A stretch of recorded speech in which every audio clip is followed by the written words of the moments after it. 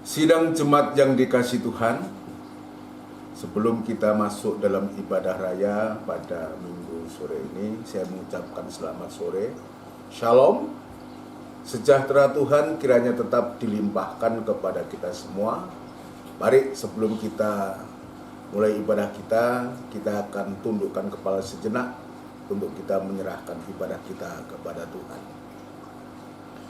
Bapa yang bertahta dalam kerajaan surga, di dalam nama Tuhan Yesus Kristus, Allah sesembahan dan pujaan hati kami satu-satunya, pada sore hari ini Tuhan kami kembali datang kepadamu untuk merendahkan diri, membawa kehidupan kami kepadamu, untuk kami bisa beribadah, mengagungkan serta memuliakan namamu. Terlebih kami sangat membutuhkan firman-Mu. Itu sebabnya Tuhan, ampuni segala kekurangan, kesalahan kami, sucikan hati kami, supaya kami boleh memuji, membesarkan namamu dengan penuh sukacita tanpa ada satu halangan apapun juga oleh karena dosa dan kejahatan kami. Sebabnya Tuhan, kami menyerahkan ibadah ini dari awal sampai pada selesainya ke tangan-Mu. Biar Tuhan kiranya memberkati ibadah kami, terutama hadir tengah-tengah ibadah kami, dan Engkau akan menyatakan kehendak-Mu lewat ibadah ini kepada kami semua Tuhan. Namun demikian kami menyadari di saat kami beribadah kepadamu, kuasa kegelapan tidak tinggal diam untuk mengganggu kami, dan itu sebabnya kami sehati panggil namamu yang penuh kuasa, mengusirkan segala pekerjaan setan itu di dalam nama Tuhan Yesus Kristus, darah Kristus yang berkuasa. Terima kasih Tuhan, terima kasih pelayan-pelayan semua. Tuhan, kami serahkan ke tangan-Mu, baik hamba yang memainkan musik, yang memuji Tuhan, yang mengatur segala sesuatu yang berkaitan dengan ibadah ini. Kami serahkan ke tangan-Mu, biar Tuhan menolong, dan alat-alat yang digunakan, biar Tuhan juga memberkati semua. Terima kasih Tuhan, terima kasih. Kami sambut ibadah pada sore hari ini di dalam nama Tuhan Yesus Kristus. Haleluya. Amin. Puji Tuhan, saudara sekalian yang dikasihi Tuhan. Mari kita mempersiapkan diri kita untuk kita memuji, membesarkan nama Tuhan. Kita akan melakukan pujian dari buku NR nomor 24. NR 24, Ku bersyukur padamu, O Yesusku.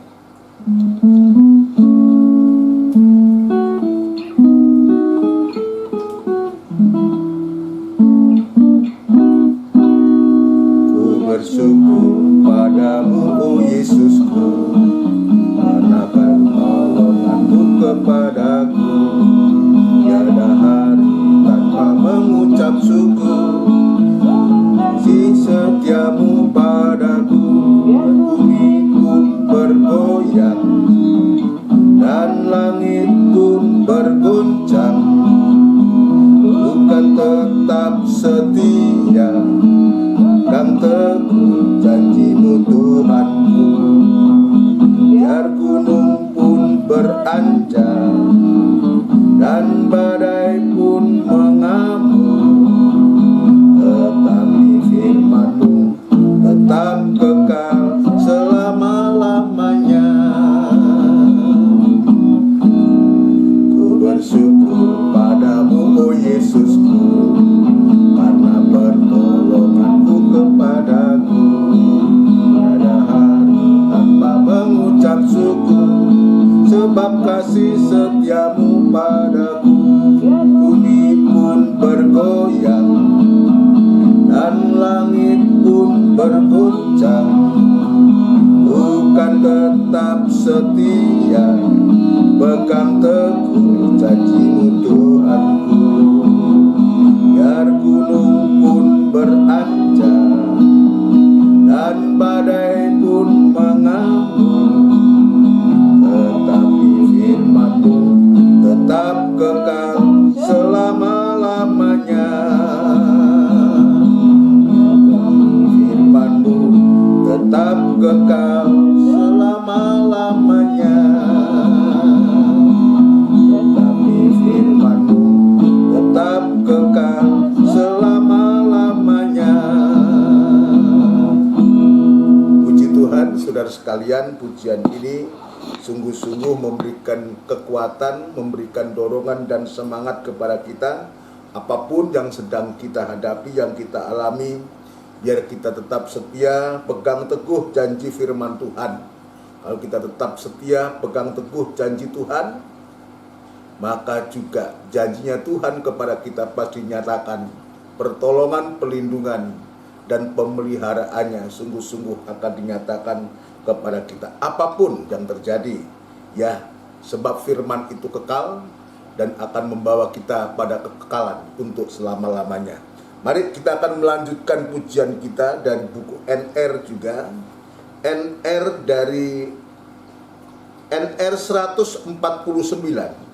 Sinar kemuliaan-Mu, untuk kita masuk dalam firman Tuhan. NR 149, sinar kemuliaan-Mu.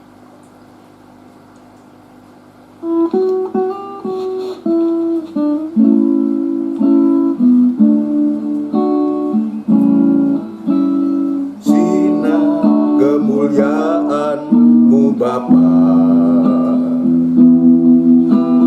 memenuhi di sekelilingku.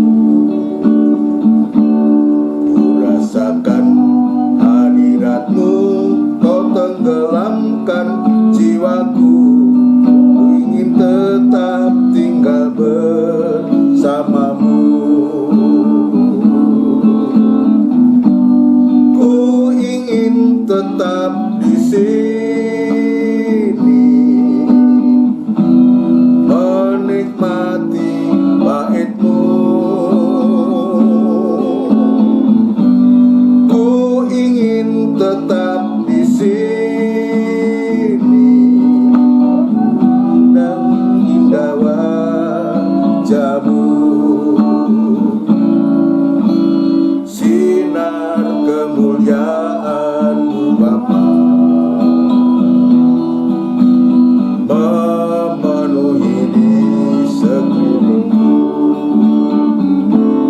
Ku rasakan hadirat-Mu, Kau tenggelamkan jiwaku. Ingin tetap tinggal bersama-Mu. Ku ingin tetap di sini, menikmati bait-Mu. Ku ingin tetap di sini dan indah wajah-Mu. Ku ingin tetap di sini, menikmati bait-Mu. Ku ingin tetap di sini dan memandang indah wajah-Mu. Memandang indah wajah-Mu. Kita bersama tundukkan kepala, kita akan berdoa untuk firman Tuhan. Kita tundukkan kepala. Kembali Tuhan, kami mengucapkan syukur dan terima kasih kepada-Mu. Engkau sudah menolong kami dalam kami memuji, membesarkan nama-Mu, kendati pun masih banyak kekurangan, kelemahan dalam kami memuji, memuliakan nama-Mu. Tapi Tuhan, kiranya Engkau mengetahui isi hati kami, terutama yang paling dalam, bahwa sesungguhnya kami mengaku di hadapan Engkau. Kami mengasihi Engkau Tuhan, oleh sebab Engkau lebih dulu mengasihi kami. Dan itu sebabnya Tuhan, saat ini kami sangat membutuhkan uluran tangan-Mu lewat firman Allah yang sebentar kami dengar.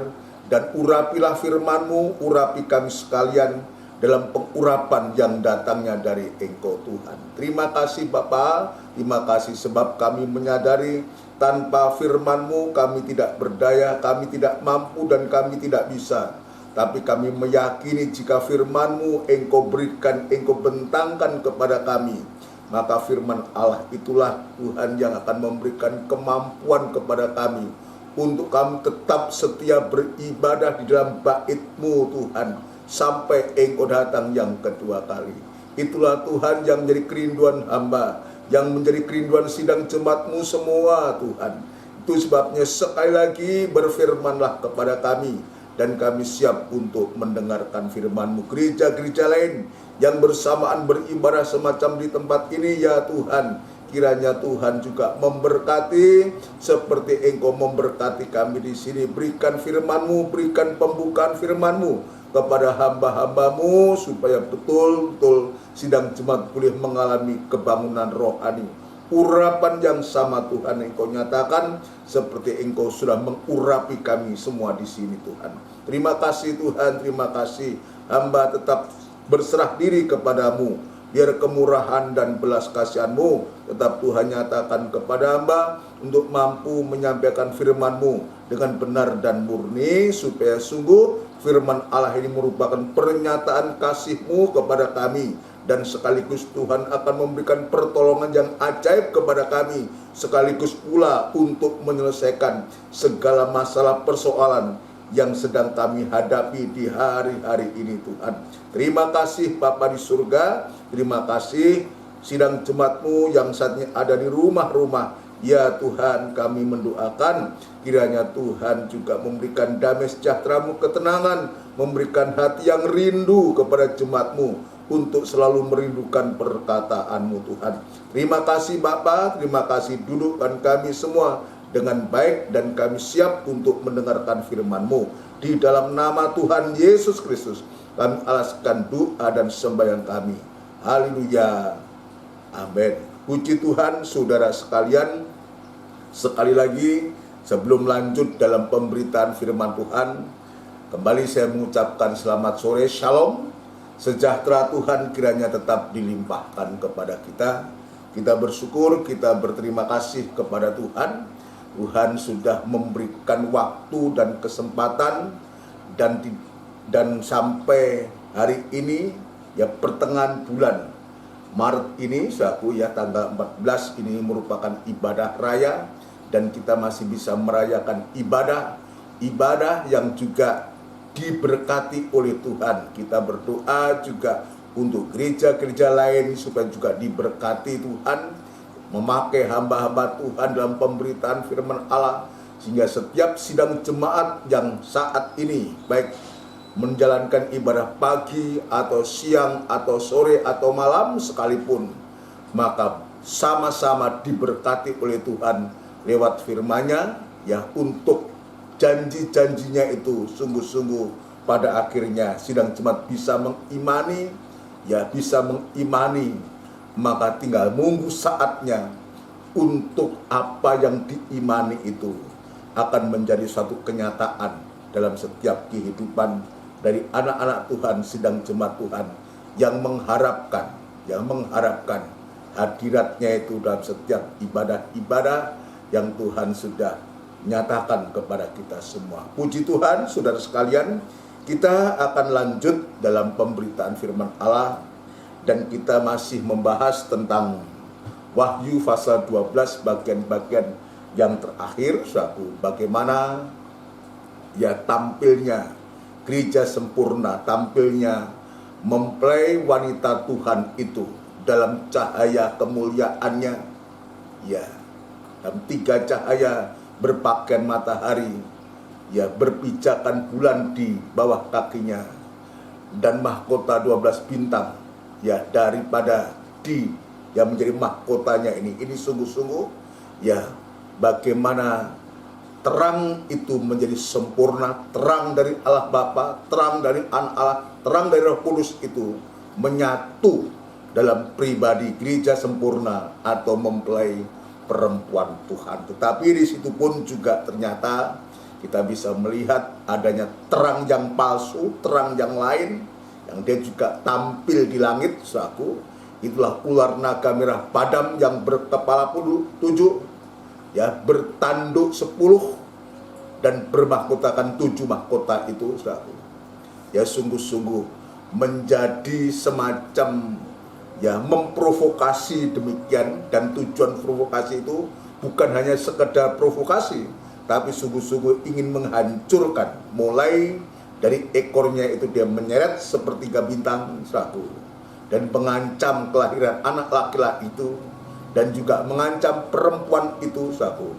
Tapi Tuhan itu begitu sigap, Tuhan begitu luar biasa, pembelaannya dia nyatakan kepada gereja sempurna ini, saudaraku, untuk sampai pada akhirnya perempuan ini dibekali, dipersiapkan dengan adanya 2 sayap burung nasar ini untuk membawa terbang perempuan ini ya ke padang gurun jauh dari mata ular. Tetapi dari situ pun juga belum berhenti untuk setan itu, untuk ular naga berupaya, saudaraku, ya berupaya untuk tetap ingin menghancurkan perempuan ini dengan cara dia menyemburkan dari mulutnya sebesar sungai. Tetapi lagi-lagi Tuhan itu dia menampung air itu, dengan Tuhan itu membuka mulut bumi ini untuk menampung, untuk menelan ya aliran air yang begitu kencang itu, yang ingin coba menghanyutkan perempuan atau gereja Tuhan itu, saudara sekalian. Ya puji Tuhan, itu pun juga tidak berhenti, tidak berhenti sampai di situ. Maka dengan amarah, dengan gagalnya ular naga ini, gagalnya setan iblis, si ular tua itu disebutkan dalam Alkitab, saudaraku, yang membuat dia marah, saudaraku. Amarahnya itu luar biasa, sehingga dia ayat mengatakan, kita baca saja ayat yang ke-17, saudaraku. Ya 17 dari Wahyu pasal yang ke-12. Maka marahlah naga itu kepada perempuan itu. Jadi jelas ya, dalam keadaan yang marah oleh karena kegagalannya itu, satu, yang sedianya dia ingin membinasakan, menghancurkan, menenggelamkan, menghanyutkan sampai menenggelamkan perempuan ini, tapi gagal karena Tuhan itu lebih cepat, saudaraku, dan Tuhan segera menolong. Dan itu sebabnya pertolongan Tuhan itu tepat pada waktunya, indah pada waktunya. Ini mengingatkan kepada kita bagaimana dalam ancaman yang begitu luar biasa itu, maka Tuhan juga memberikan pertolongan dengan begitu luar biasa tepat pada waktunya. Dia mengangkat bumi untuk menelan seluruh air yang disemburkan dari mulut naga ini. Maka amarahnya itu begitu meluap, saudaraku. Tapi amarahnya di sini sekarang, dia tidak lagi amarahnya kepada perempuan, tetapi perempuan sudah selamat. Tapi sekarang amarahnya naga ini ya dialihkan, dicurahkan kepada saudara sekalian, lalu pergi memerangi keturunannya yang lain, yaitu kehidupan atau keturunan yang tertinggal, yang tidak masuk dalam penyingkiran itu. Jadi kalau dari ayat ini kita bisa melihat, nanti ada yang disingkirkan, diangkat, disingkirkan ke padang gurun, tapi juga ada yang tertinggal. Ya, yang tertinggal. Ya, yaitu yang menuruti hukum-hukum Allah dan memiliki kesaksian Yesus. Jadi ini bukan orang tidak beribadah, ini juga orang-orang yang beribadah, yang menuruti hukum-hukum Allah, tekun dalam ibadah PA, menuruti hukum-hukum Allah, dan memiliki kesaksian Yesus, tekun dalam ibadah raya. Tetapi ternyata ada satu yang kurang, seperti ibadah doa dan PA yang lalu kita sudah menjelaskan. Ada satu yang kurang, ya, yang tidak pada akhirnya tidak memenuhi ukuran, maka justru inilah yang menjadi mangsa, menjadi pelampiasan dari amarahnya ular naga ini, yaitu kurangnya satu alat. Ya, kalau kita menunjuk tabernakel, satu alat dalam tabernakel itu mesbah dupa emas, yaitu yang berbicara tentang doa penyembahan. Doa penyembahan itu sendiri, pengertian rohani secara sederhana adalah proses perobekan daging sampai betul-betul daging itu tidak bersuara. Nah, di sini yang kurang. Itu sebabnya dari ayat ini aku mengingatkan kepada kita betapa pentingnya 3 macam ibadah ini. Kalau kita bisa tekun dalam ibadah raya seperti hari Minggu sekarang ini, ya, bisa tekun dalam ibadah PA, maka ibadah PA dan ibadah raya, firman dan Roh Kudus ini akan mendorong kita, saudara sekalian, untuk kita bisa menyembah kepada Tuhan. Firman dan urapan Roh Kudus itu dinyatakan kepada kita, saudara, menyucikan kita, mengoreksi kita. Semakin kita disucikan oleh firman Tuhan dan urapan Roh Kudus ini, maka semakin kita akan didorong oleh Tuhan untuk kita bisa suka menyembah kepada Tuhan. Yang menyembah kepada Tuhan itu artinya kita bergaul erat dengan Tuhan. Kita menghadapkan diri kita kepada Tuhan. Dan doa itu bukan doa permintaan atau permohonan lagi, tapi dalam doa itu merupakan satu ucapan syukur. Doa penyembahan kepada Tuhan, kita naikkan kepada Tuhan. Kita sembah, kita agungkan Dia, kita puji Dia, kita katakan haleluya. Haleluya, puji Tuhan, puji Tuhan. Kita mengagungkan serta membesarkan nama Tuhan. Sampai sewaktu-waktu, maka kita dalam ukuran Tuhan, maka kita semua, kita rindu, kita semua memiliki kehidupan yang dalam ukuran Tuhan, yang akhirnya kita semua dipersiapkan oleh Tuhan dengan firman dan Roh Kudus yang digambarkan 2 sayap burung nasar yang besar untuk mengangkat, untuk membawa kita terbang ke padang gurun, di mana sudah disediakan tempat oleh Allah untuk kehidupan kita, kehidupan yang disingkirkan itu. Sebab kenapa demikian kita harus berupaya untuk ini, saudara? Sebab kalau sampai kita menjadi bagian yang tertinggal, kita tidak disingkirkan ibadah doa. Kemarin saya menjelaskan bahwa ada 2 hal. Sebab saat itu amarah daripada setan ini menggunakan antikris dan nabi palsu ini untuk menganiaya, memaksa, bahkan untuk membunuh siapa saja yang tidak menyembah kepada binatang itu. Dibunuh. Kalau kehidupan itu tetap mempertahankan imannya dan dia tidak mau untuk menyembah binatang itu, maka resiko yang paling berat itu adalah kita harus dibunuh, dipancung untuk memenuhi ukuran Tuhan, ukuran penyembahan itu. Ini resiko. Lalu bagaimana? Ya, memang secara fisik nanti Alkitab mengatakan dipancung, dibunuh, tetapi nanti di saat Tuhan datang, Tuhan akan bangkitkan kembali. Tetapi bagi kehidupan yang dia menyangkal Tuhan, menyangkal Tuhan, ketika masa 3,5 tahun itu, dia akan sesaat selamat, tetapi dia akan binasa untuk selama-lamanya.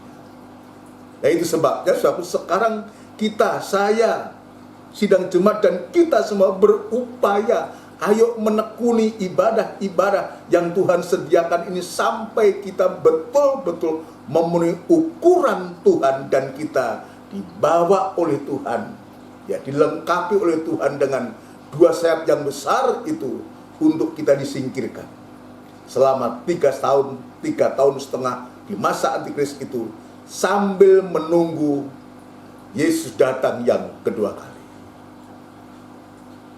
Sekaligus ketika Yesus datang yang kedua kali, yang Tuhan kerjakan adalah orang-orang yang mati syahid, yang mati karena Tuhan dibangkitkan dari antara orang mati.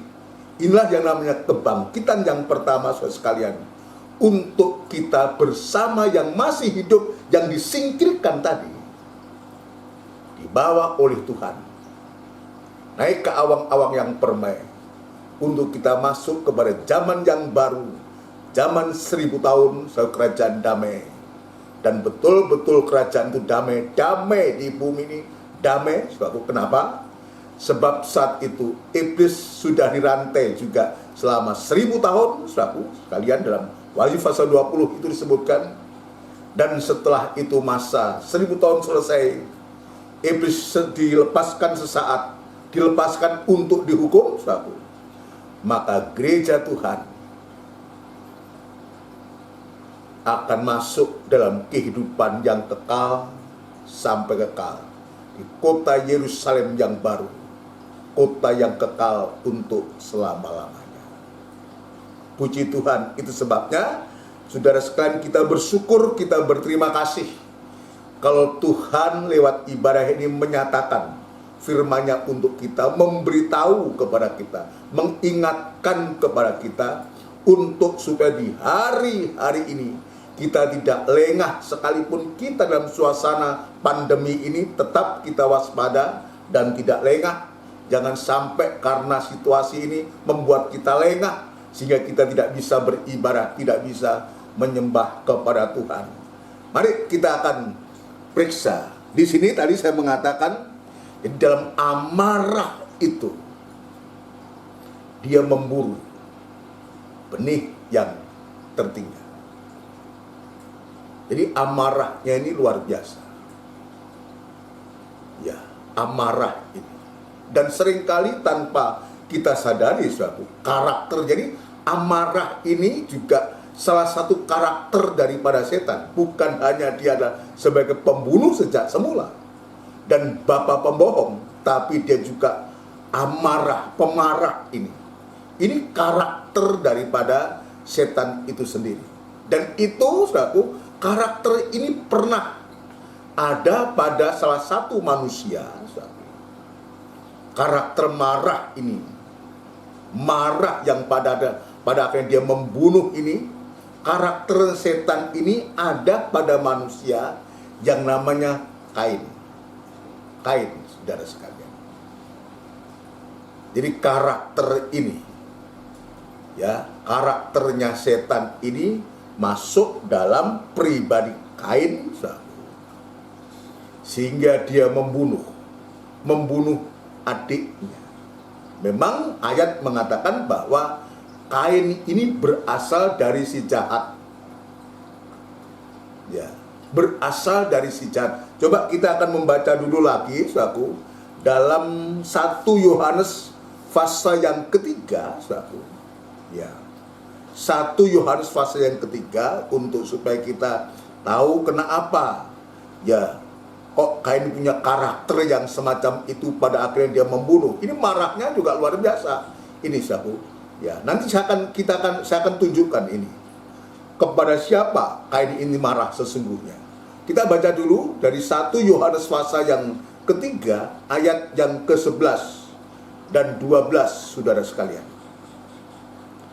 Sebab inilah berita yang telah kamu dengar dari mulanya, yaitu bahwa kita harus saling mengasihi.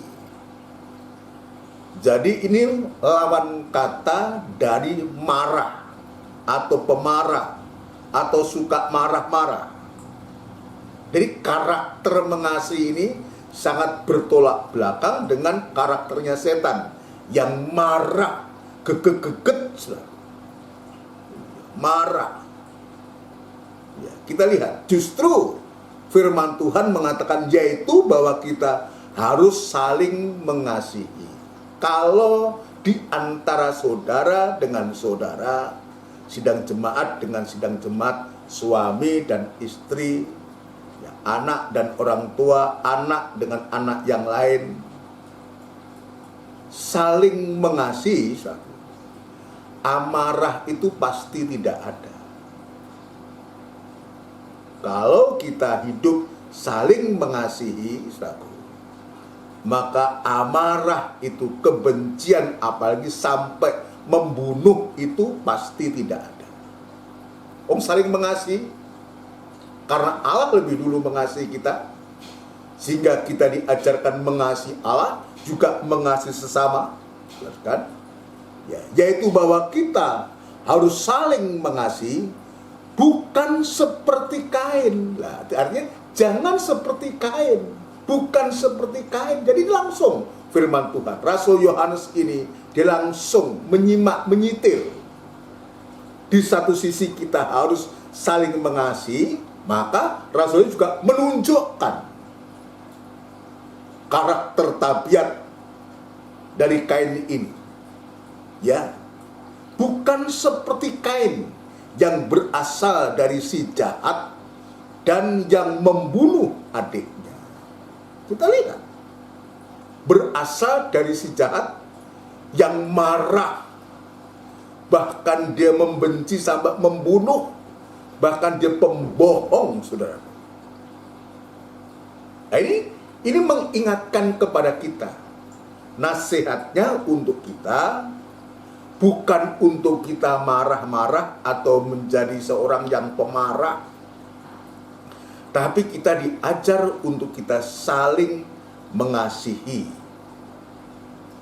Ya, mengasihi saudaranya, bahwa kita harus saling mengasihi, bukan saling membenci, bukan saling memarahi. Ya, jangan seperti Kain yang berasal dari jahat. Jadi kalau kita melihat ayat ini, tidak heran bahwa Kain ini karena berasal dari si jahat, yang punya karakter pembunuh sejak semula, pembohong. Bahkan Wahyu pasal 12, dia marah, amarahnya yang begitu meluap itu, saudara. Itu juga merasuk dalam pribadi Kain yang disebutkan berasal dari si jahat. Dan pada akhirnya dia membunuh adiknya. Ya, saya akan tunjukkan dulu. Dan apakah sebabnya ia membunuhnya? Sebab segala perbuatannya jahat dan perbuatan adiknya benar. Benar dan jahat ini juga tidak akan bisa bersekutu. Bab ayat mengatakan yang jahat akan semakin jahat, yang benar akan semakin benar, yang kudus akan semakin kudus, atau yang suci semakin suci, yang najis akan semakin najis, kecuali kehidupan itu mau bertobat. Ya, kecuali dia mau bertobat. Ya, ini sama perbuatan Kain ini, sama dengan perbuatan ular naga ini. Ular naga itu marah kepada perempuan, tapi pelampiasannya kepada keturunan yang tertinggal, yang tidak masuk dalam penyingkiran. Kain ini marah juga ada sebabnya. Bukan karena Habel. Yang memang dalam cerita itu diceritakan bahwa Allah mengindahkan persembahan Habel, dan Allah tidak mengindahkan persembahan Kain. Tetapi kita bisa melihat ya, dalam kitab Kejadian pasal yang keempat, di sana ceritanya diceritakan ketika Tuhan itu tidak mengindahkan persembahan Kain, hati Kain sangat panas. Dia marah sekali. Nah, sekarang saya akan tunjukkan ini. Ini jangan sampai, ini mengingatkan kita, jangan sampai kita juga bersikap seperti Kain ini. Dua-duanya beribadah kepada Tuhan. Dua-duanya mempersembahkan persembahan kepada Tuhan. Kain dia sebagai seorang petani, ya, dia juga mempersembahkan kepada Tuhan. Habel sebagai seorang gembala, mengembalakan ternak-ternak, beternak, saudara. Dia juga mempersembahkan persembahan kepada Tuhan. Yang membedakan adalah bahwa Habel ini kenapa Tuhan berkenan dengan persembahan Habel? Ya, karena Habel ini, jadi Tuhan itu tidak melihat kan dia petani, lalu ditolak. karena ini desa peternak, dia mempersembahkan yang binatang ternakna lalu diterima. Tidak. Tapi yang Tuhan lihat adalah sikap dan cara dari Habil dan Kain ini, diterima atau tidaknya oleh Tuhan. Sementara Habil ini memberikan hasil ternaknya yang terbaik, yang sulung di hadapan Tuhan. Itu yang dipersembahkan kepada Tuhan. Tetapi Kain ternyata tidak seperti apa yang dilakukan adiknya. Dia hanya mempersembahkan sebagian hasil panennya itu. Bahkan tidak disebutkan yang terbaik. Kalau Habil disebutkan yang sulung. Tapi Kain persembahkan hanya sebagian dari hasil panennya itu. Andai kata juga Kain itu dia memberikan yang terbaik dari hasil panennya itu, saya punya keyakinan Tuhan juga pasti berkenan juga atas persembahan Kain. Tetapi karena memang Kain ini punya karakter, punya sifat yang disebut dalam 1 Yohanes tadi, dari si jahat, saudara. Karakter si jahat, karakter iblis sudah merasuk ke sana, saudara. Maka dia tidak bisa memberikan yang terbaik, yang terutama kepada Tuhan. Dalam cerita, ayo lebih baik kita membaca cerita itu, saudara. Kejadian pasal yang keempat, saudara. Kita lihat ya sikapnya ular naga ini, marahnya kepada perempuan dilampiaskan kepada keturunan yang tertinggal. Sekarang kita lihat amarahnya Kain ini. Kita akan membaca Kejadian pasal yang keempat, saudara sekalian. Kejadian pasal yang keempat ayat yang kedua. Ya, nanti sudah bisa baca ayat yang pertama, yang kedua langsung. Selanjutnya dilahirkannya lah Habil adik Kain. Ya, jadi Adam dan Hawa punya anak dua, Kain dan Habil. Dan Habil menjadi gembala kambing domba. Ya, Habil menjadi gembala kambing domba. Kain menjadi petani. Sekarang persoalannya, apakah saya jadi petani? Tidak, saudara. Ya, masing-masing ada kegiatan di sini. Yang satu jadi gembala kambing domba, yang satu menjadi petani. Setelah beberapa waktu lamanya, maka Kain mempersembahkan sebagian. Perhatikan kata sebagian. Sebagian dari hasil tanah itu kepada Tuhan sebagai korban persembahan. Tidak ada kata-kata yang terbaik, tidak ada kata yang sulung, hanya sebagian dari hasil tanah itu kepada Tuhan sebagai korban persembahan. Ayat 4, Habil juga mempersembahkan korban persembahan dari anak sulung kambing dombanya, yakni lemak-lemaknya. Maka Tuhan mengindahkan Habil dan korban persembahannya, tetapi Kain dan korban persembahannya tidak diindahkannya. Lalu hati Kain menjadi sangat panas dan mukanya muram. Coba, kalau di sini kita bisa melihat apa salahnya Habil ini sehingga Kain ini membunuh adiknya Habil.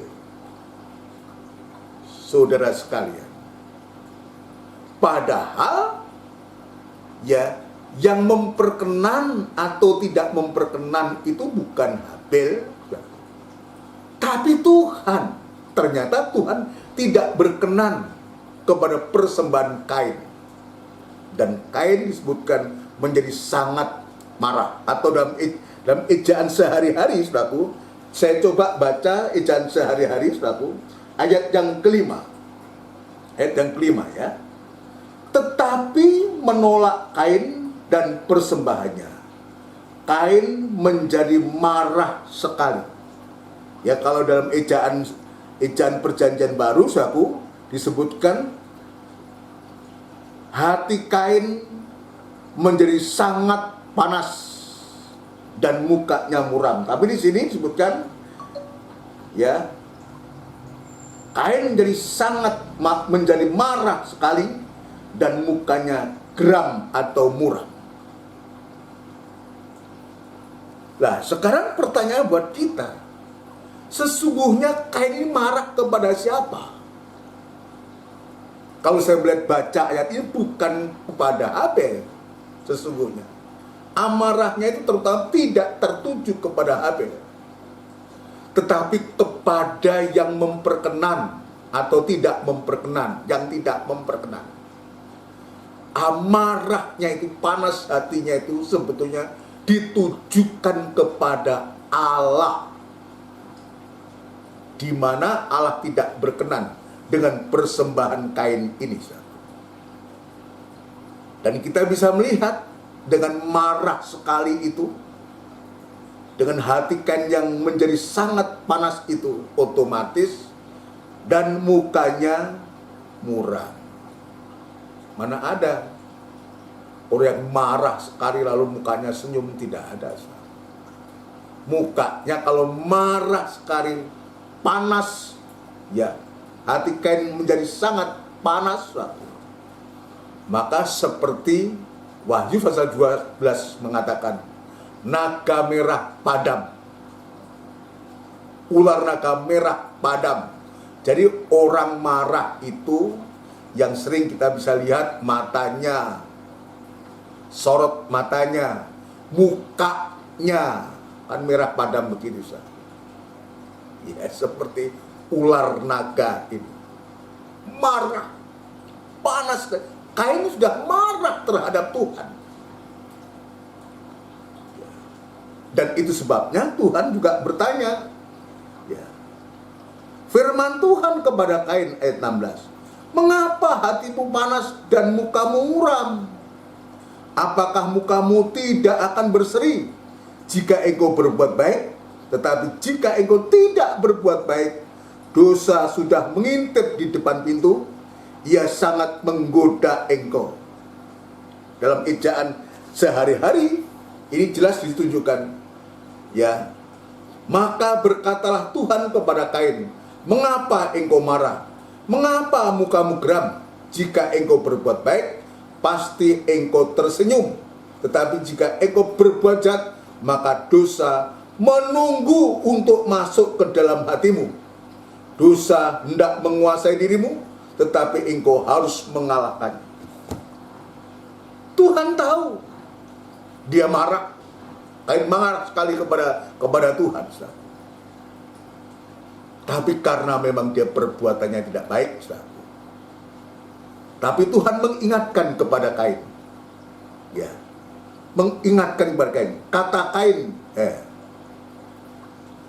ya. Tetapi jika engkau tidak berbuat baik, dosa sudah mengintip di depan pintu. Ia sangat menggoda engkau, tetapi engkau harus menguasai, harus berkuasa atasnya. Tuhan sudah mengingatkan. Jangan sampai dia tidak menguasai itu. Dosa sudah masuk dalam hatimu, akan masuk dalam hatimu. Ini jelas dalam Alkitab, ini jelas mengatakan suatu. Maka dosa menunggu untuk masuk ke dalam hatimu. Jadi sebetulnya ini masih bisa diatasi. Dosa menunggu untuk masuk ke dalam hatimu. Dosa hendak menguasai dirimu. Tuhan sudah ingatkan. Ya, Tuhan sudah mengingatkan untuk supaya dia bisa menguasai hati yang amarah itu. Tetapi ternyata saudara sekalian, Kain tidak mendengarkan juga apa yang dinasihatkan oleh Tuhan ini. Amarah itu akhirnya betul-betul menguasai hatinya. Maka amarahnya kepada Tuhan itu, lanjut ceritanya, dilampiaskan kepada Habel adiknya. Dilampiaskan. Ini sama dengan ular naga ini. Marahnya kepada perempuan, saudara sekalian, tetapi dilampiaskan kepada keturunan yang tidak masuk dalam penyingkiran. Kain marahnya kepada Tuhan dilampiaskan kepada adiknya. ayat yang ke-8, maka kata Kain kepada Habil adiknya, marilah kita pergi ke padang. Ketika mereka ada di padang, tiba-tiba Kain memukul Habil adiknya itu, lalu membunuh dia. Jengkelnya sama Tuhan, pelampiasannya kepada adiknya Habil. Yang sesungguhnya adalah wajib hukumnya untuk Kain ini bisa melindungi, menjaga, bahkan mengasihi adiknya. Tetapi karena 1 Yohanes tadi sebutkan, dia berasal dari si jahat, betul, dia tidak, jangankan melindungi, menjaga, tapi dia justru membenci karena perbuatan jahatnya itu, yang dia tidak bisa menguasai emosinya, tidak bisa menguasai amarahnya kepada Tuhan, karena persembahan tidak dikenan oleh Tuhan, dan dia membunuh adiknya. Nah, ini memberikan suatu nasihat kepada kita, saudara sekalian. Bagaimana dalam cerita ini, ya, iblis atau setan si ular tua, si naga merah padam ini bisa merasuk pada manusia, pada kehidupan. Maka kita diajar untuk kita waspada. Jangan sampai kehidupan kita yang juga dipakai seperti Kain ini. Disebutkan dari si jahat, artinya karakternya setan itu. Dia bapak pembunuh sejak semula, bapak pembohong, tapi dia juga pemarah. Amarah ini yang menyebabkan dia membunuh adiknya. Dia lampiaskan amarahnya kepada Tuhan, sehingga dia tidak bisa mengasihi, tapi dia justru membunuh, membenci. Ya, mungkin sekarang tidak seperti zamannya Kain dan Habil, sahabat, membunuh. Tapi dalam perjanjian baru, sahabat, dalam perjanjian baru 1 Yohanes pasal yang ketiga ayat yang ke-15, sahabat. Ya. 1 Yohanes pasal yang ketiga ayat yang ke-15.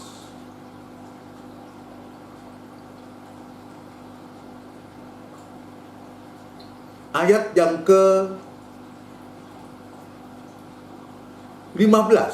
1 Yohanes pasal 3 ayat yang ke-15. Atau ayat 14, sahabat, ya. Kita tahu bahwa kita sudah berpindah dari dalam maut ke dalam hidup, yaitu karena kita mengasihi saudara kita.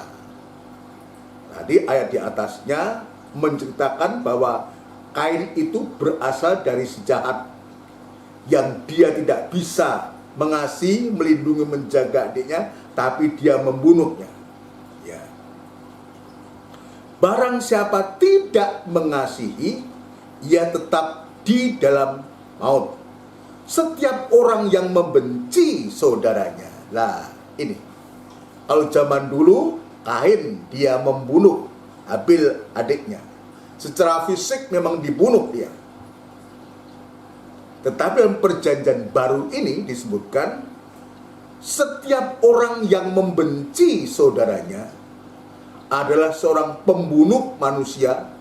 Dan kamu tahu bahwa tidak ada seorang pembunuh yang tetap memiliki hidup yang kekal dalam dirinya. Jadi seorang pembunuh itu tidak ada janji kehidupan kekal. Tidak ada. Seorang pembenci itu disamakan dengan seorang yang membunuh, seperti Kain membunuh Habil. Dan tidak ada bagian kerajaan kekal selama-lamanya. Nah, itu sebabnya, saudaraku, itu sebabnya ada nasihat untuk kita. Ketika Tuhan berbicara kepada Kain, kalau kamu tidak menguasai dirimu, maka dosa itu sudah mengintip dan masuk dalam hatimu. Nah, ini kalau kita nggak bisa menguasai amarah itu, maka amarah itu akan menjadi suatu kebencian. Kebencian yang merupakan suatu bibit untuk terjadinya suatu pembunuhan. Tuhan sudah mengingatkan Kain. Itu sebabnya Rasul Paulus dalam suratannya, dalam suratan Efesus, sudah menasihatkan, ya, kalau kamu marah, jangan berbuat dosa. Ya. Jangan sampai matahari terbenam, dan jangan memberikan kesempatan kepada iblis. Ini hampir sama kalimatnya dengan apa yang terjadi pada Kain, di mana Tuhan sudah mengingatkan kepada Kain. Saudara sekalian, nah, ini kita lihat luar biasa, saudara. Jadi perbuatan amarah ini, marah ini, saudara, ya, atau perbuatan sudah menjadi perbuatan, marah itu merupakan perbuatan, saudara. Ya. Maka marah ini kalau kita tidak kendalikan, tidak bisa menguasai, maka akan menghasilkan dosa. Coba dibaca Efesus pasal yang kelima. Efesus pasal yang kelima, saudara sekalian, ya. Ini memberikan nasihat kepada kita untuk supaya karakter dari si ular naga merah padam ini, yang sudah merasuk pada diri Kain ini, tidak ada dalam kehidupan kita. Efesus pasal yang kelima. Ya. Ayat yang ke-25 dan 26, saudara sekalian. Efesus pasal yang keempat, maafkan, saya salah sebut. Efesus pasal yang keempat, bukan pasal 5, pasal yang keempat ayat 25. Karena itu buanglah dusta. Dusta ini juga karakter dari setan. Dia bapa segala dusta, bapa segala pembohong.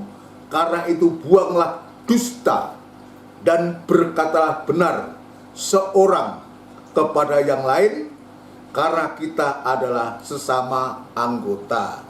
Ini juga ada satu nasihat kepada kita dalam kita berjemaah, dalam satu keluarga, dalam rumah tangga, dalam nikah itu, ya, sebaiknya jangan ada dusta. Jangan ada dusta di antara kita. Sebab kalau ada dusta, ini benih-benih setan ini sudah masuk dalam kehidupan orang itu.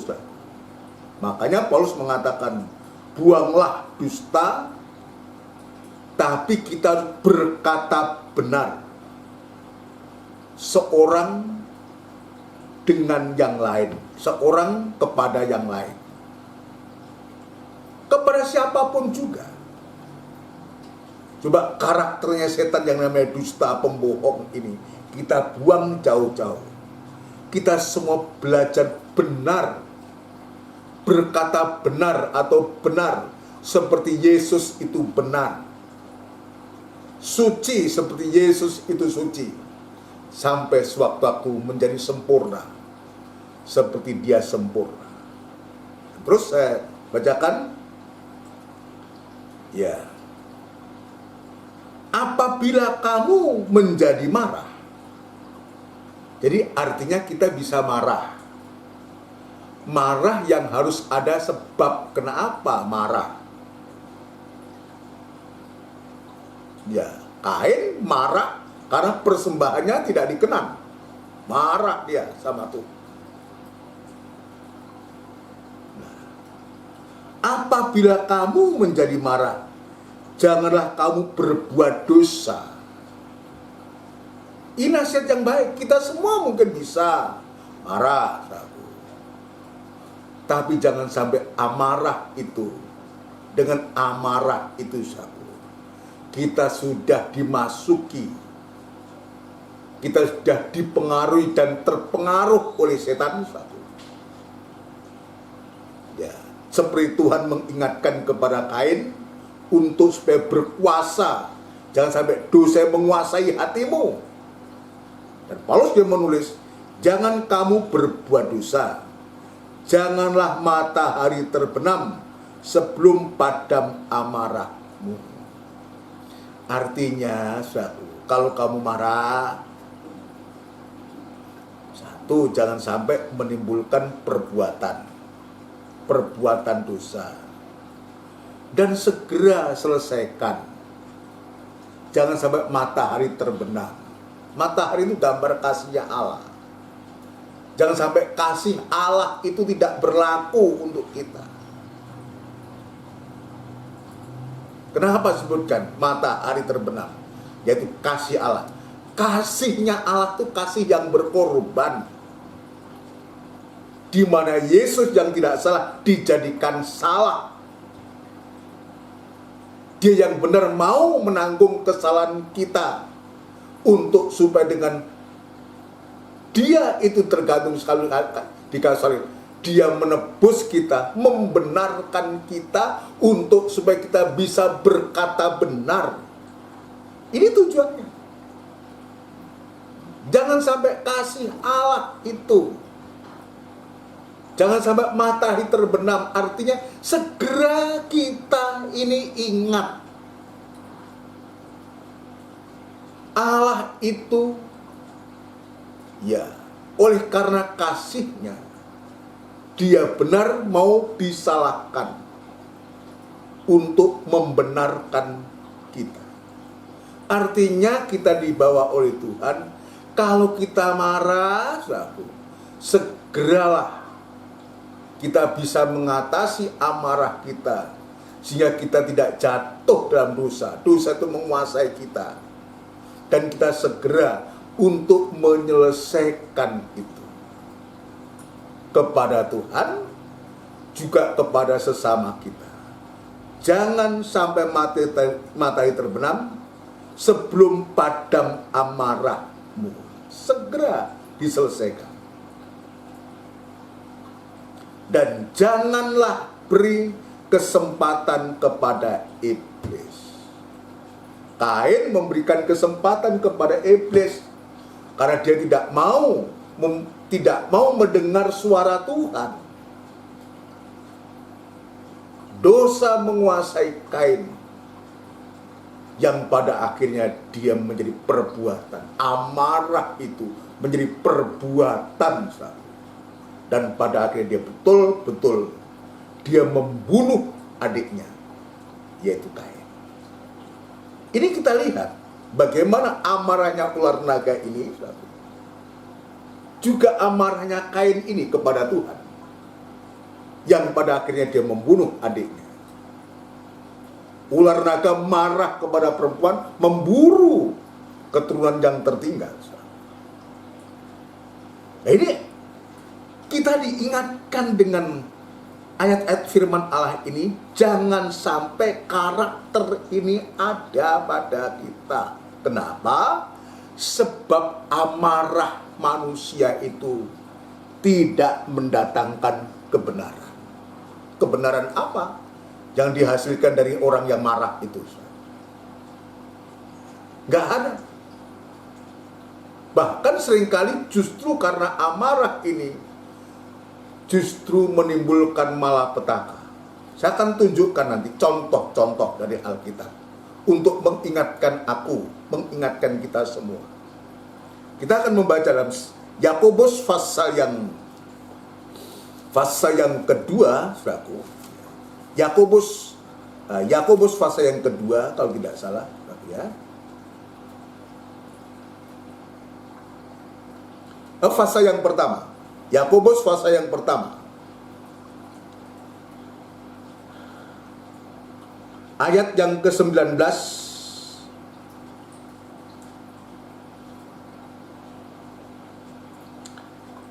dan 20. Hai saudara-saudara yang kukasihi, ingatlah hal ini. Setiap orang hendaklah cepat untuk mendengar, tetapi lambat untuk berkata-kata, dan juga lambat untuk marah. Ini nasihat Rasul Yakobus kepada kita orang-orang percaya. Cepat mendengar, ya, lambat berkata-kata, tetapi kita seringkali ya lambat mendengar, dibalik cepat berkata-kata. Dan hasilnya apa? Semua katakan jadi salah. Harusnya kita lambat cepat untuk mendengar, tetapi lambat untuk berkata-kata, dan juga lambat untuk marah. Ya, kalau bisa nggak usah pakai marah itu. Ya, sebab amarah manusia tidak mengerjakan kebenaran di hadapan Allah. Jelas.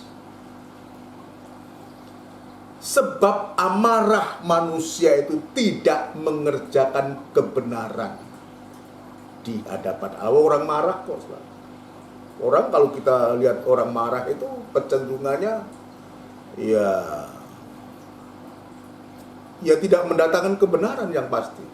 Akan merugikan yang marah itu sendiri. Juga pada akhirnya juga merugikan orang yang dimarahi juga. Ya, saya memberikan contoh akibat marah ini. Contoh tadi sudah Kain ya, marahnya itu akhirnya membunuh. Tapi contoh yang kedua ini, ya, Nabi Musa, ini orang kan sangat lembut hati.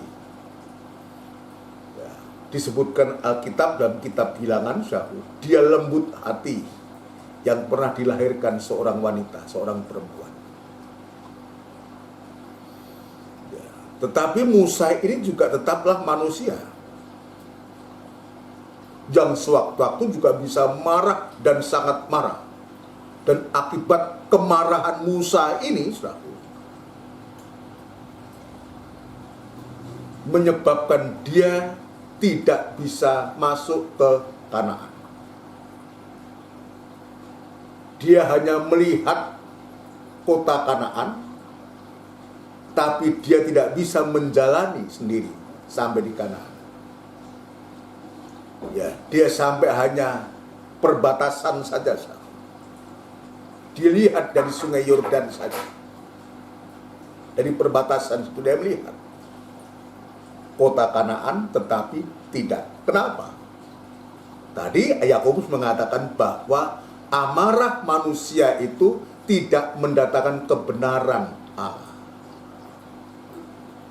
Musa sekalipun disebutkan sebagai orang yang lembut hati, tapi dia tetap manusia yang ternyata juga bisa marah. Akibat marahnya itu, tadi saya mengatakan dia tidak diizinkan masuk ke negeri Kanaan. Ini akibatnya. Bukan hanya membunuh seperti Kain, tetapi juga mengakibatkan Musa tidak bisa masuk ke negeri perjanjian Tuhan, yaitu tanah Kanaan. Coba kita baca kitab Bilangan. Kitab Bilangan. Kitab Bilangan pasal yang ke-20, Kitab Bilangan pasal 20, ini cerita kisah tentang di mana orang-orang Israel itu marah karena meminta air, ya. Bilangan pasal 20, Pasal 20. Pasal 20 kita akan membaca ayat yang kedua. Ya, berikutnya dosa Musa dan Harun. Ayat 2, pada suatu kali ketika tidak ada air bagi umat itu, berkumpullah mereka mengerumuni Musa dan Harun. Jadi ini resiko menjadi seorang pemimpin. Apapun juga, pastilah pemimpin itu yang disalahkan. Apalagi saat itu, dialah yang dipakai Tuhan untuk membawa orang Israel keluar dari tanah Mesir. Maka diungkit kembali. Ya. Dan bertengkarlah bangsa itu dengan Musa. Coba. Ya, dia harus meninggalkan segala sesuatu, memimpin bangsa itu, tapi diajak tukaran. Inilah nasibnya seorang pemimpin. Dan bertengkarlah bangsa itu dengan Musa, katanya. sekiranya kami mati binasa pada waktu saudara kami mati binasa di hadapan Tuhan, mengapa kamu membawa jemaat Tuhan ke padang gurun ini, supaya kami dan ternak kami mati di situ? Dia ungkit kembali. Aku enak-enak no Mesir, kamu pengaruhi, kamu bawa aku sampai sekarang seperti ini, dan ternyata tidak ada air pun tidak ada untuk diminum. Ya, ini semua seizin Tuhan. Ya. Dan Musa tidak bisa berbuat apa-apa. Dia kembali kepada yang menyuruh dia. Ya. Yaitu kembali kepada Tuhan. Ayat 5, mengapa kamu memimpin kami keluar dari Mesir untuk membawa kami di tempat celaka ini, yang bukan tempat menabur, tanpa pohon ara, anggur, dan delima, bahkan air minum pun tidak ada? Ini ngomel, saudara. Coba andai kata kita juga diomeli kayak gitu, kayak apa? Kita manusia seperti Musa. Sekarang Musa disebutkan orang lembut hati, terus diomeli, terus diomeli.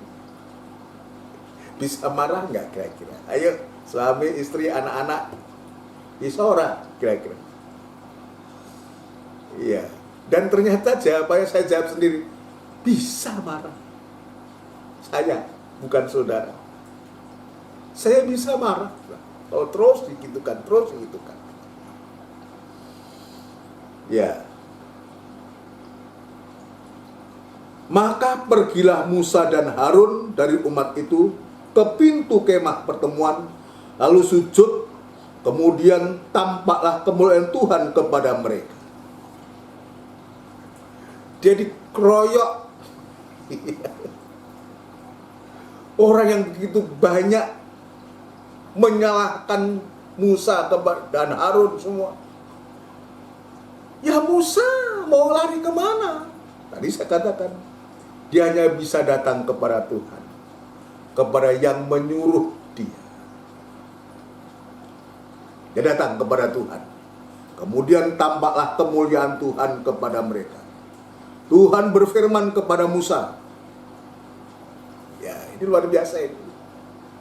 Kalau saya melihat ini begitu eratnya, karibnya Musa dan Tuhan itu.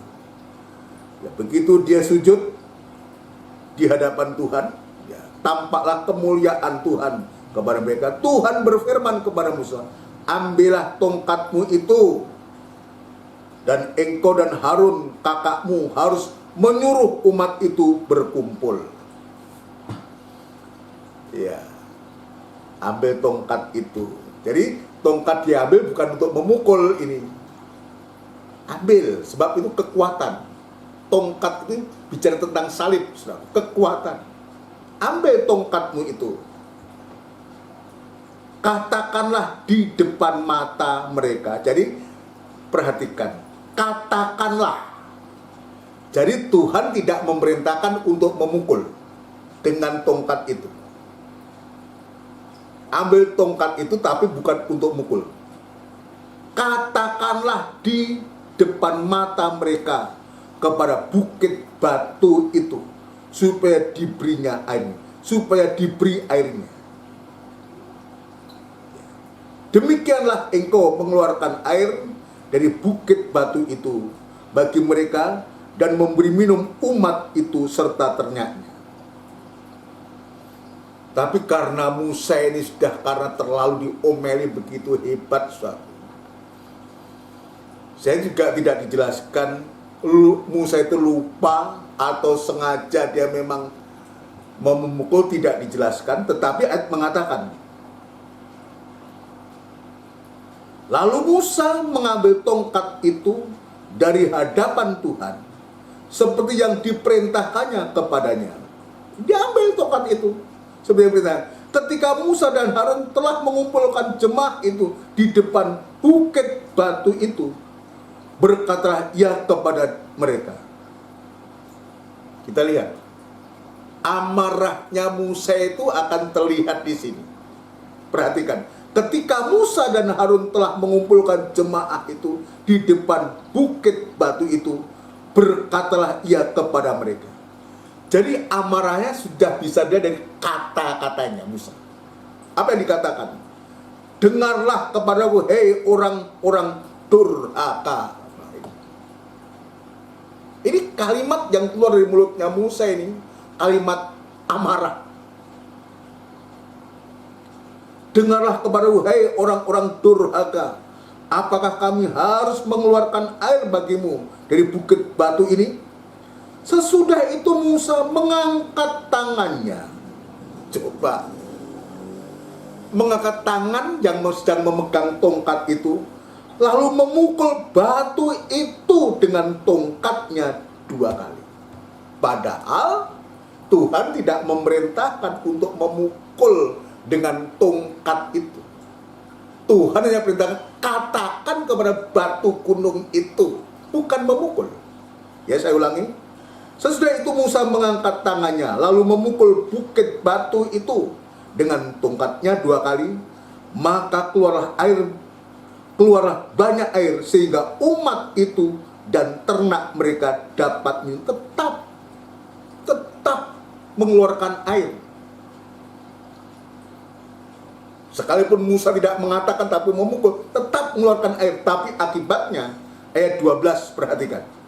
Tetapi Tuhan berfirman kepada Musa dan Harun, karena kamu tidak percaya kepadaku dan tidak menghormati kekudusanku di depan mata orang Israel, itulah sebabnya kamu tidak akan membawa jemaah ini masuk ke negeri yang akan kuberikan kepada mereka. Itulah mata air Meriba, tempat orang Israel bertengkar dengan Tuhan, dan ia menunjukkan kekudusan saya di antara mereka. Ini akibat amarah ini. Ini juga bisa membawa petaka. Bagi Musa, dia tidak bisa membawa jemaat Tuhan itu sampai ke negeri yang dijanjikan Tuhan. Dari sini kita bisa mendapatkan suatu nasihat bahwa amarah manusia itu tidak pernah mendatangkan kebenaran. Dan amarahnya Musa, tadi disebutkan amarahnya Musa ini dalam bentuk kata-kata. Orang-orang durhaka, dan dia mengangkat tongkatnya dan dia pukul sampai 2 kali.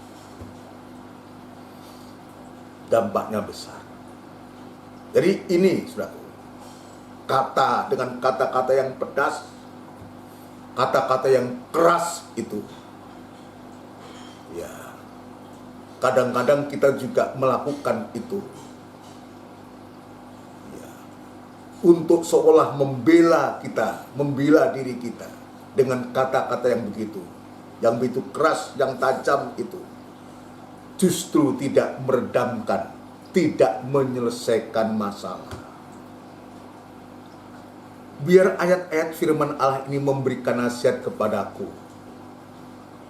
kepada kita, sebab saya harus mengakui, kita harus menyadari, kita tidak jarang melakukan seperti apa yang dilakukan oleh Musa ini.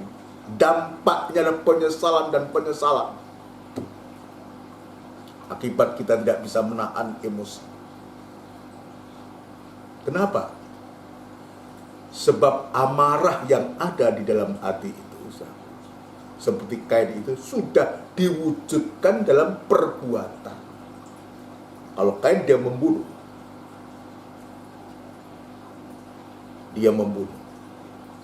Padahal Tuhan menasihatkan lewat Rasul Yohanes untuk supaya kita bisa mengasihi, jangan seperti Kain.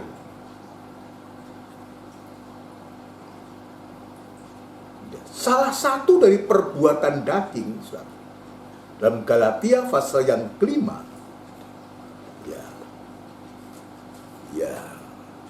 Galatia pasal yang kelima, saya akan tambahkan sedikit, Galatia pasal yang kelima, ayat yang ke-19, perbuatan daging telah nyata. Jadi ini amarah, emosi emosi yang sudah menjadi suatu perbuatan. Perbuatan daging telah nyata, yaitu percabulan, kecemaran, hawa nafsu, penyembahan berhala, sihir, perseteruan, perselisihan, iri hati, amarah. Ini disebutkan ini, amarah. Ini bukti nyata dari perbuatan daging, sudah menjadi perbuatan ini. Kepentingan diri sendiri, percideraan roh pemecah, kedengkian, kemabukan, pesta pora, dan sebagainya. Terhadap semuanya itu kuperingatkan kamu, seperti yang telah kubuat dahulu, bahwa barang siapa melakukan hal-hal yang demikian, ia tidak akan mendapat bagian dalam kerajaan surga. Kalau Musa tidak sampai bisa membawa Israel sampai ke negeri perjanjian, tapi perjanjian baru ini akibat salah satunya amarah, ya, merupakan perbuatan daging yang nyata ini, saudara, akan juga bisa membawa kita tidak mendapat bagian dalam kerajaan Allah. Saudara sekalian, biar ini memberikan suatu nasihat kepada kita, dan kita belajar, saudara, belajar lewat firman Tuhan. Saya juga mau belajar, ya, kepada Tuhan lewat firman-Nya ini. Sekalipun kita harus diperhadapkan dengan situasi yang bisa membuat kita amarah dan marah sekalipun. Jangan sampai seperti ayat mengatakan kita tidak bisa menguasai. Kita harus bisa menguasai. Jangan kemudian kita seperti ular naga ini, seperti Kain yang akhirnya dia membunuh. Sampai Tuhan jelas-jelas, ya, dia mengingatkan kepada Kain, kalau kamu, ya, tidak menguasai, maka dosa itu akan menguasai hatimu. Dan betul-betul dia membunuh adiknya, yaitu Habel. Untuk itu, kembali kepada 1 Yohanes pasal ketiga, untuk supaya setiap kehidupan kita, yang pertama lewat ibadah-ibadah ini, mengingatkan kita untuk kita supaya mengasihi Allah, mengasihi sesama, sehingga kita saling mengasihi. Sehingga kalau kita bisa mengasihi, kasih itu ada. Jadi kasih itu adalah buah roh, adalah kasih. Ya. Kalau kasih itu aja ada, maka kita bisa menjadi kehidupan yang sabar. 1 Korintus pasal 13, kasih itu sabar. Lalu selanjutnya, kasih itu tidak pemarah. Atau coba dibaca. Kasih itu sabar, ya. Ayat yang keempat, pasal 13. Kasih itu sabar. Kasih itu murah hati. Ia tidak cemburu. Ia tidak memegahkan diri dan tidak sombong. Ia tidak melakukan yang tidak sopan dan tidak mencari keuntungan diri sendiri. Ia tidak pemarah dan tidak menyimpan kesalahan orang lain. Jadi, dan seterusnya. Biar roh Allah itu, buah roh itu ada dalam kita. Kalau roh itu ada dalam kita, maka kasih itu ada. Maka kita punya karakter dari Allah Bapa itu, kasihnya Allah itu sabar, murah hati. Dan selanjutnya, kasih itu tidak pemarah. Sebab karakternya Allah yang ada pada kita. Pemarah atau amarah itu karakternya setan, yang sudah merasuk pada Kain tadi. Maka ada nasihat dari seorang raja yang sangat bijak, saudara, untuk kita, untuk mengakhiri pembacaan kita, saudara sekalian. Dalam Amsal Sulaiman pasal yang ke-15, saudara. Amsal Sulaiman pasal yang ke-15. Ya, ini nasihat untuk kita dan ibadah kita. Ya. Ayat yang pertama, jawaban yang lemah lembut meredakan kegeraman atau meredakan kemarahan. Ini mengkoreksi saya, mengingatkan saya, ini menyadarkan saya. Seringkali kita mengatakan yang terlalu keras, ya nanti kalau nggak keras nanti ya apa? Padahal keras dan kasar itu juga tidak akan menyelesaikan masalah. Justru akan menimbulkan amarah juga. Jawaban yang lemah lembut meredakan kegeraman atau kemarahan. Sebaliknya, justru kalau kita berkata-kata dengan santun, dengan sabar, dengan lemah lembut, justru bisa meredakan kemarahan itu. Tapi seringkali kita nggak mau kalah. Ini koreksi buatku. Kita maunya menang dengan cara kita membentak atau apa, bukan meredakan persoalan, tapi justru akan membangkitkan amarah. Tetapi perkataan yang pedas membangkitkan marah. Ini yang seringkali kita ambil. Ya, lalu kita nggak keras, nggak tegas. Nanti apa? Padahal belum tentu hal itu justru akan meredakan amarah. Justru sebaliknya akan bisa membangkitkan amarah.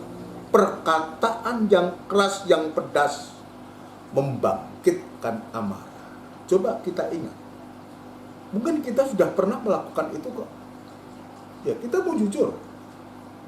Kita banyak melakukan itu dan banyak justru ya tidak meredakan, tidak menyelesaikan masalah. Tapi justru sebaliknya membangkitkan suatu amarah. Masalah semakin besar dan semakin luas. Karena kita tidak bijak dalam hal ini. Ini mengingatkanku. Mudah-mudahan juga mengingatkan kita semua. Ayat 18. Si pemarah. Ini si ini menunjuk pribadi. Si pemarah ini artinya orang yang punya karakter marah, suka marah, membangkitkan pertengkaran.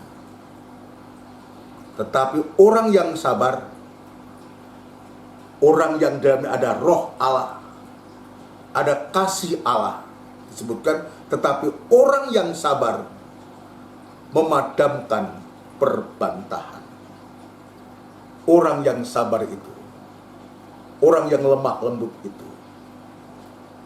akan justru akan memadamkan perbantahan. Orang yang sabar lemah lembut itu akan bisa segera menyelesaikan masalah-masalah yang sedang mereka hadapi sendiri. Biar saya dikoreksi, biar kita semua dikoreksi. Bukankah seringkali kita melakukan hal yang salah? Biar karakter dari Kain ini, yang dikatakan berasal dari jahat, karakter dari ular naga ini sudah jauh dari kita. Kita belajar mengasihi Allah, mengasihi sesama. Belajar untuk supaya roh Allah itu ada dalam hati kita. Kalau roh Allah itu ada dalam kita, kasihnya Allah ada, maka kesabaran ada, maka kita disebutkan tadi, ia bukan pemarah atau tidak pemarah. Tapi ia orang yang bisa mengasihi Tuhan, bisa mengasihi sesama, dan dia akan bisa berkata dengan sabar, dengan lemah lembut untuk bisa meredakan segala masalah yang sedang mengganggu atau sedang memprovokasi kita. Mari kita minta kepada Tuhan, biar kekuatan yang datangnya dari Tuhan, Roh Allah, kasih-Nya dan kesabarannya itu ada dalam hati kita untuk melawan karakter setan yang dia adalah bapa pembunuh, bapa pembohong, bapa segala dusta, dan sekaligus dia adalah punya karakter yang marah, yang akan membenci dan membunuh. Seorang pembunuh tidak ada bagian dalam kerajaan surga. Perbuatan daging yang telah nyata itu, kalau itu kita lakukan, juga tidak ada janji dalam kerajaan surga. Puji Tuhan. Mari kita minta kepada Tuhan. Dialah sumber dari kekuatan. Dia kasih yang sempurna itu. Kita akan lakukan pujian dari buku NR 310. NR 310.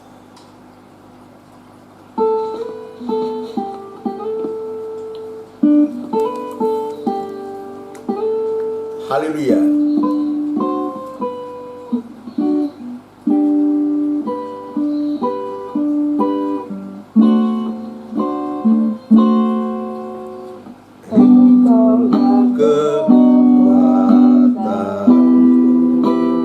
Haleluya.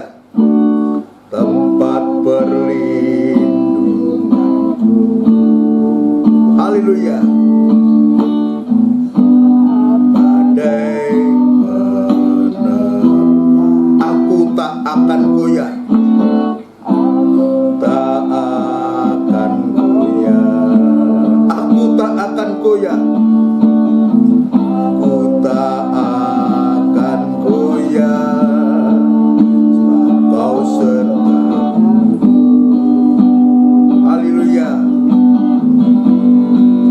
Sejauh langit dari bumi, begitu besarnya kasih-Mu. Penuhi hati kami yang rindu menyembah-Mu. Yesus, sejauh langit dari bumi, begitu besarnya kasih-Mu. Allah Tuhan, kekuatanku, sukacitaku. Haleluya.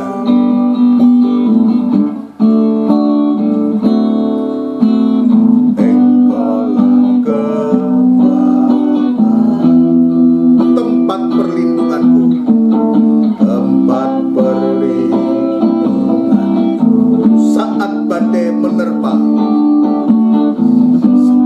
badai menerpa, aku tak akan goyah. Aku tak akan goyah.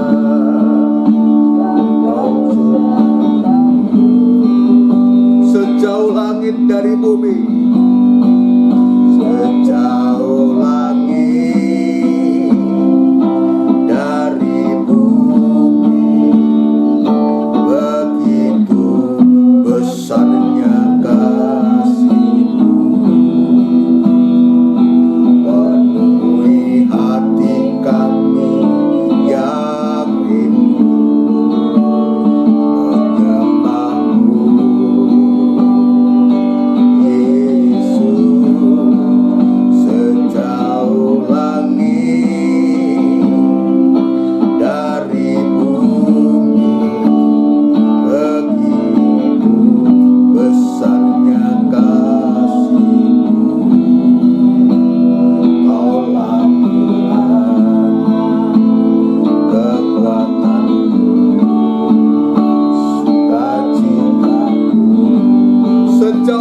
langit dari bumi. Jauh langit dari bumi, begitu besarnya kasih-Mu. Penuhi hati kami yang rindu menyembah-Mu, Yesus. Sejauh langit dari bumi, begitu besarnya kasih-Mu. Allah Tuhan, kekuatanku, sukacitaku. Haleluya. Allah Tuhan, kekuatanku, sukacitaku.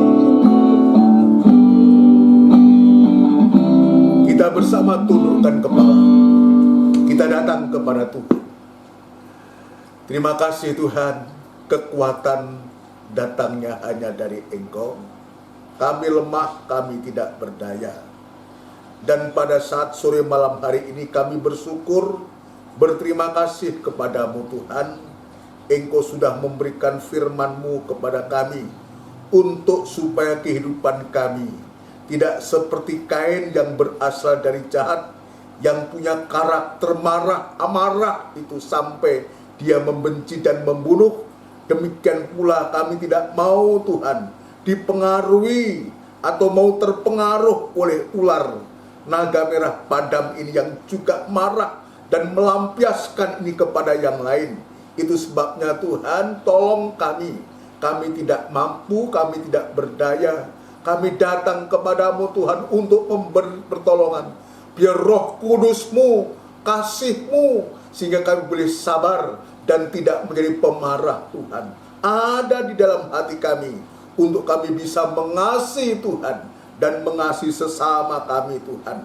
Terima kasih untuk firman-Mu pada sore malam hari ini Tuhan, sudah menolong kami sebab kami menyadari Tuhan, seringkali karakter yang tidak baik itu muncul dalam hati kami, mengganggu kami, sehingga kami tidak berkenan di hadapan Engkau. Sebab firman-Mu berkata, amarah manusia tidak mendatangkan kebenaran, tidak mendatangkan kebenaran Allah.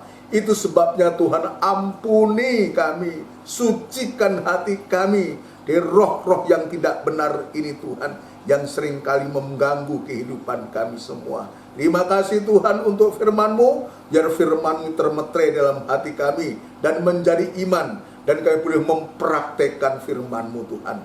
Terima kasih Tuhan, terima kasih, dan terima kasih Tuhan, sampai sewaktu-waktu sungguh-sungguh kami mengalami bahagia bersama dengan Engkau. Tidak ada amarah, tidak ada air mata, tidak ada kegeraman, tapi yang ada bersama Engkau sukacita, damai sejahtera, dan di sana Tuhan kebahagiaan semata-mata bersama-sama Tuhan. Itulah yang menjadi kerinduan hati kami.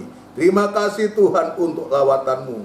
Terima kasih untuk berkat-Mu pada sore malam hari ini. Terima kasih, kami alaskan di dalam nama Tuhan Yesus Kristus. Kami sudah berdoa. Haleluya. Amin. Puji Tuhan, saudara sekalian yang dikasihi Tuhan. Bersyukur, berterima kasih Tuhan sudah menolong kita dalam ibadah ini dengan segala kekurangan, kelemahan yang kita lakukan untuk Tuhan. Tapi Tuhan itu tahu, jika hati kita sungguh-sungguh, kita yakin dan percaya bahwa ibadah kita dikenan oleh Tuhan. Ya, bukan saja Habel dikenan oleh Tuhan, tapi juga seperti ibaratnya pemungut cukai, yang dia hanya mengatakan, mengaku kepada Tuhan dia adalah orang berdosa, dan ibadahnya itu berkenan di hadapan Tuhan. Berbeda dengan Kain, berbeda dengan orang Farisi. Puji Tuhan. Ya. Untuk jadwal ibadah kita, saudaraku, dalam sepekan ini, dalam seminggu ini, nanti hari Rabu kita ada ibadah PA yang disertai dengan perjamuan suci, saudaraku, jam 5:30 sore tepat mulai, dan dilanjutkan pada hari Kamis itu doa dan penyembahan yang juga akan dilaksanakan jam 5:30 sore tepat. Puji Tuhan, dan kembali kita pada hari Minggu tanggal 21 Maret. Saudara sekalian ya, kita berdoa kepada Tuhan, ya minta kepada Tuhan, kita nyatakan kerinduan kita kepada Tuhan untuk supaya Tuhan senantiasa memberikan firman Allah kepada kita, untuk supaya firman Allah selalu memperbaharui kehidupan kita sampai kita betul-betul menjadi sempurna seperti Dia sempurna adanya. Bagi Tuhan tidak ada barang mustahil. Kalau kita merindukan itu, maka Tuhan juga yang akan melakukan semuanya itu. Puji Tuhan, kita tetap saling mendoakan, kita berdoa untuk kita semua, terutama untuk ibadah-ibadah kita. Mari sekarang sebelum kita menerima doa berkat, kita tundukkan kepala, kita akan berdoa untuk kita semua. Bapa yang bertahta dalam kerajaan surga, di dalam nama Tuhan Yesus Kristus kami bersyukur, berterima kasih untuk lawat tamu dan ibadah raya ini. Engkau sudah memberkati kami, dan biarlah berkat-Mu tetap melimpah dalam hati kami dan menjadi berkat bagi orang lain, dan nama Tuhan dipermuliakan. Sekarang Tuhan, kami kembali bawa sidang jemaat-Mu di hadapan Engkau. Kiranya Tuhan tetap dalam pemeliharaan dan penyertaan serta perlindungan dari Engkau di masa-masa yang sulit ini. Kami yakin dan percaya Engkau punya cara dan rencana yang indah kepada kami semua.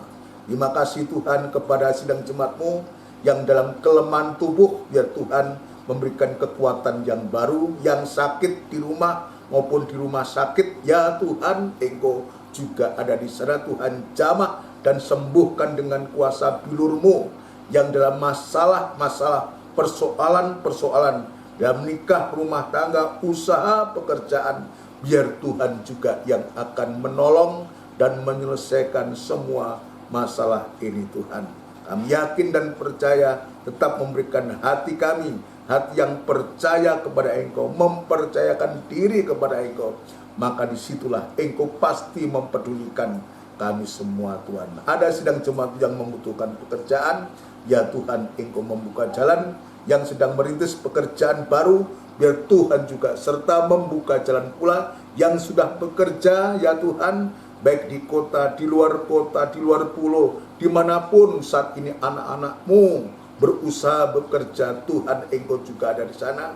Tetap sertai lindungi dan tetap memberikan kesetiaan untuk mereka tetap bisa beribadah serta melayani Engkau Tuhan. Segala pekerjaan setan yang coba mengganggu, merintangi anak-anak ketebusan-Mu, khususnya sidang jemaat-Mu di GKGM, di Trirejo, di Pondok Chandra, dan di Gunung Sari, Tuhan kami serahkan ke tangan-Mu. Tuhan, Engkau singkirkan segala pekerjaan dan bentuk apapun juga, yaitu di dalam nama Tuhan Yesus, darah Kristus yang berkuasa. Terima kasih Tuhan, terima kasih Bapa. Ibadah-ibadah yang Engkau sediakan kepada kami, ajarkan kami untuk menekuni 3 macam ibadah yang Tuhan sediakan kepada kami, untuk supaya sungguh-sungguh di hari-hari yang akan datang kami boleh disempurnakan oleh Engkau lewat ibadah-ibadah yang boleh kami lakukan sekarang ini Tuhan. Kami mengakui masih banyak kekurangan, kesalahan dalam ibadah kami. Namun demikian Tuhan, kami yakin bahwa Engkau yang akan menyempurnakan ibadah kami, dan sungguh kami boleh berbahagia bersama-sama Tuhan. Terima kasih Tuhan. Bangsa dan negara kami, Republik Indonesia yang kami cintai, ya Tuhan, Engkau juga menolong, memberkati senantiasa, memakai para pemimpin kami, mulai dari Bapak Presiden, Wakil Presiden, dan jajaran menteri yang ada, dan pejabat tinggi negara di pusat sampai pun daerah. Biar Tuhan kuasai semua, memberikan hikmat, akal budi, kekuatan surgawi Tuhan. Terima kasih, jauhkan dari pertengkaran, permusuhan apapun juga, dan gantikan damai sejahtera dalam bangsa kami Tuhan, khususnya dalam menghadapi pandemi Corona ini Tuhan. Kami rindu untuk ini segera berlalu dan kami bisa beribadah secara luasa kembali seperti sedia kala. Terima kasih. Sebentar kami akan berpisah satu dengan lain. biarlah Tuhan tetap menolong, menyertai, melindungi kami, dan menjaga kami. Terima kasih Tuhan, terima kasih saudaraku yang kekasih. Biarlah rahmat, anugerah, cinta yang besar yang datangnya dari Allah Bapa, Sang Putra dan Roh Kudus yang sepenuhnya di dalam nama Tuhan Yesus Kristus. Haleluya, amin. Selamat malam, Tuhan memberkati kita semua. Puji Tuhan.